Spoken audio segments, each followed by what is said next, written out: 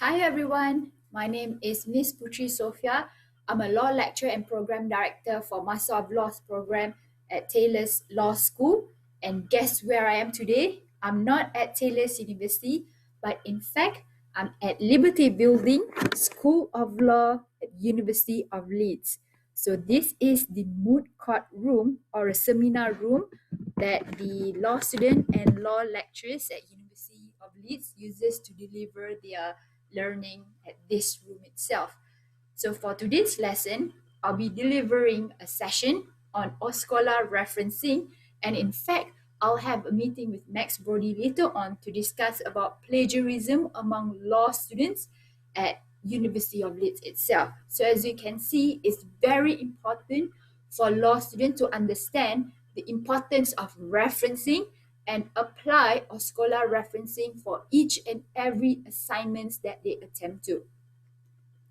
So that's me, a law lecturer at Taylor's University, and I'm currently a visiting scholar at University of Leeds.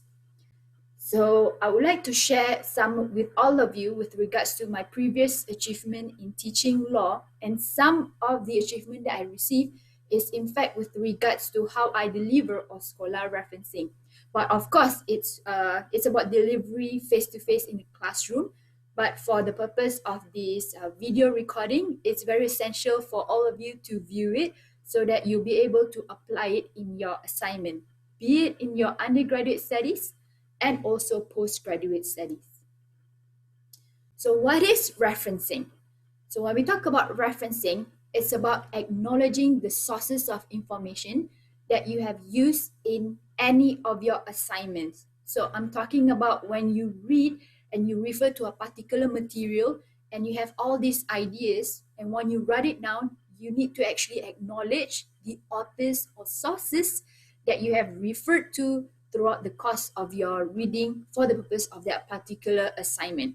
So it is essential that all references have sufficient information so that the readers, either the examiners or future students or the members of the public read it, can locate the original sources. So it's necessary to include all accurate information as accordance the OSCOLA referencing in your assignment. So footnote consists of sources cited in the body of your assignments, and the style is not the same as in the bibliography. It's more or less the same, but there are some differences which I'll highlight it to you later on.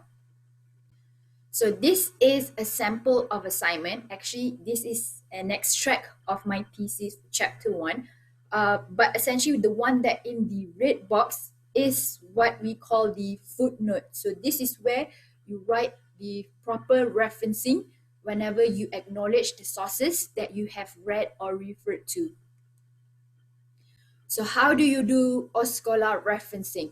For some of you, you may have not experienced in writing essays before. So this is just a step-by-step guide on how you start doing your referencing. So when you open your Microsoft Word, so it has to be Microsoft Word, because I understand some students, they use other applications such as Note or other application to write their assignments. So it's best if you stick to Microsoft Word, because then referencing can be automatically generated when you click Insert Footnote.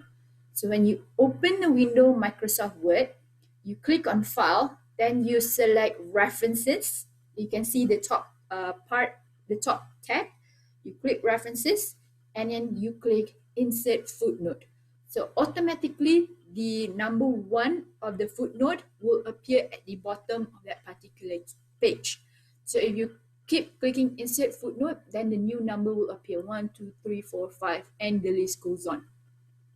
So on the right side of the slides, you can see the footnote reference mark. So that's where you type the footnote following OSCOLA referencing. So what is OSCOLA referencing? So OSCOLA stands for Oxford Standard for Citation of Legal Authorities. There are so many types of referencing. You have Harvard, you have APA, but for legal purposes or law writing, you need to opt for OSCOLA referencing. It is a guide to legal citation. It helps authors to achieve consistency So when the readers, if the person is from legal background, so the person also familiar with the OSCOLA referencing style. So you be able to access OSCOLA on times, but if not, it's available to the public when you do a quick search on Google and you type OSCOLA. So the latest edition would be the fourth edition. So the manual handbook is not that thick and it's very easy to understand. And at the last page, there's also a quick reference guide where you can quickly refer to on how to do citation for textbooks, journal article, newspapers, internet sources, whatever is it, it's all in the manual handbook. Hence, if students do their assignments without referring to OSCOLA handbook, that's where the students will be caught plagiarizing other people's work. So the consequences of plagiarizing is very severe. In each university, there's academic integrity officers will do investigation when it comes to plagiarism and conduct disciplinary hearing. That's where students need to present and provide justification on his or her failure to provide proper referencing. So you need to take this topic very seriously. So how do you cite a book? So this is the example of citation in a footnote. So the one that I've highlighted in yellow is the one that you must include in each footnote. And the differences is that when it comes to citation in a bibliography, you have to tweak it just a little bit, only the one that's highlighted in yellow. For example, citation in a footnote, you put the full name of the author, Gareth Jones, and the title of the textbook, you need to italize it. Please do that. And then you put bracket, the edition, the publisher, the year, close bracket, page number. So as you can see, it's highlighted in yellow as well, which means you need to put the page number that you referred to in that textbook in the footnote. When it comes to bibliography, the only difference is that, as you can see, the name of the author, you start with the surname first, followed by the initial of the first name. So instead of Gareth Jones, in the bibliography, it will be Jones G, and then the rest is the same as the footnote, but you don't have to include the page number. That's for bibliography. So for footnote, you need to include full name, followed by the textbook name, which you need to italize it, and I put bracket, edition, publisher year, close bracket, page number. Okay. All right. So same. This is another example. As you can see, the name of the author is Elizabeth Fisher in footnote, and you have a page number that I've referred to 107 till 115, whereas in bibliography it's Fisher E, and there's no page number needed to be included in the bibliography. All right, so this is the homework that you can attempt to on how to write referencing for footnote, the ones that I've given an example, but how do you write it in bibliography? So the ones that I've highlighted in yellow in the previous slides, remember, so you just need to tweak it a bit in the citation for the bibliography. So now let's look at how do you cite articles. So how do you cite articles in footnote? The only difference is that because for articles, you don't have a publisher. You don't have publisher in the sense of Oxford or Harvard publishers. So it's the name of the journal itself that published the articles. So you start off with the full name of the author, followed by the name of the title, but you need to put inverted comma, and then you close bracket the year, and you see number 72. That's the volume number of the journal. That's after that, followed by the abbreviation of the name of the journal, MLR. If you want to put the full name also can. If you want to put the abbreviation also can. Followed by 554 is the first page number that this article appeared in MLR. So it be 554, 556. It's highlighted in yellow because that's the page that you referred to when you want to quote whatever written by Alison Young into your assignment. Okay? Whereas for citation in bibliography, is the same as how you cite article in the footnote, except you will look back at the one highlighted in yellow. Instead of Alison L. Young, it's Young. You start with the surname first, followed by the initial of the first name and middle name, A.L. If there's no middle name, then it's okay. Then you can just put Young A. And then the rest, you can follow similar citation as in the footnote for articles. Because why I'm highlighting this, sometimes students tend to cite articles just how they cite textbook. So there are differences. So you need to take note on how to cite textbook and how to cite articles. For textbook, you highlight the name of the textbook and you italize it. Whereas for articles, the name of the article will be in inverted comma, followed by the year first. Okay, not the edition, the year, the volume, the name of the journal, MLR, and followed by the first page that that particular article appeared on the journal. Pretty easy, right? So this is an example. As you can see, the one that I've circled is the one that you need to pick up when you want to do referencing. So you have the name of the author on the right side, in the middle part, it's a Kathleen. And then you have the name of the article, airline globalization. You have the first page that the article appeared in that particular journal. So you remember that page. On the right side of the page, you have Transportation Law Journal. That's the name of the journal.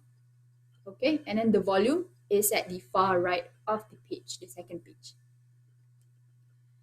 Okay, so this is also another example how you cite articles. You put J.A.G. Griffith, if that's the name appeared on the article, followed by the title, inverted comma, bracket year, the journal, the volume of the journal, 117, followed by the name of the journal, LQR, and the first page of the journal of the article that appeared on the journal, 42, comma, the page that you actually referred to.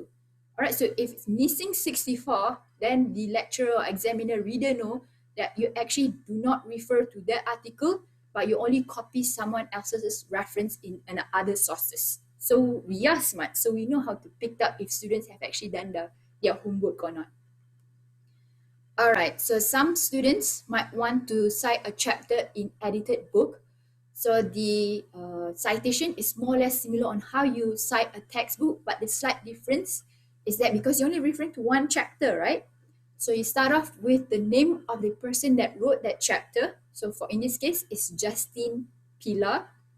So you put comma and an inverted comma, the name of the chapter, the value of authorship in the digital environment, and then you put close inverted comma in. So that's why it's highlighted in yellow.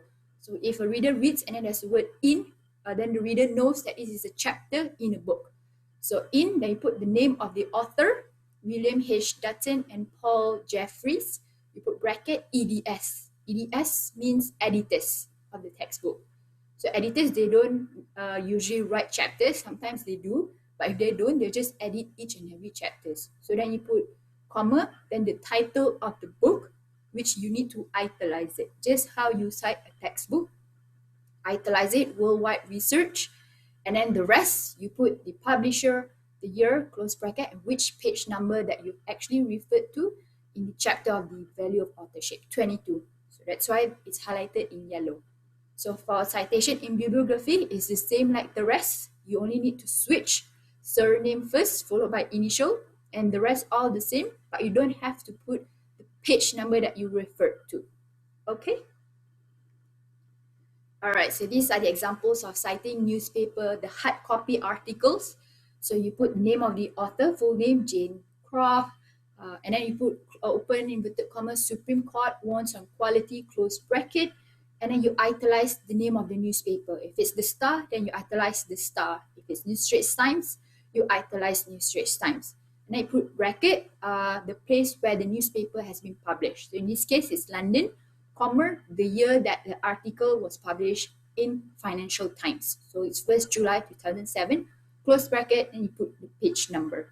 Page number is always important. That's why I keep highlighting it in yellow, just to make sure that you need to exactly refer to the sources and you indicate to the examiner. The same goes for citation in bibliography, surname first followed by initial.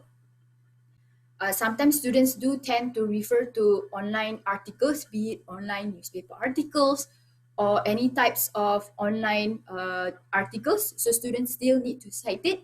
The difference would be you need to include the internet link.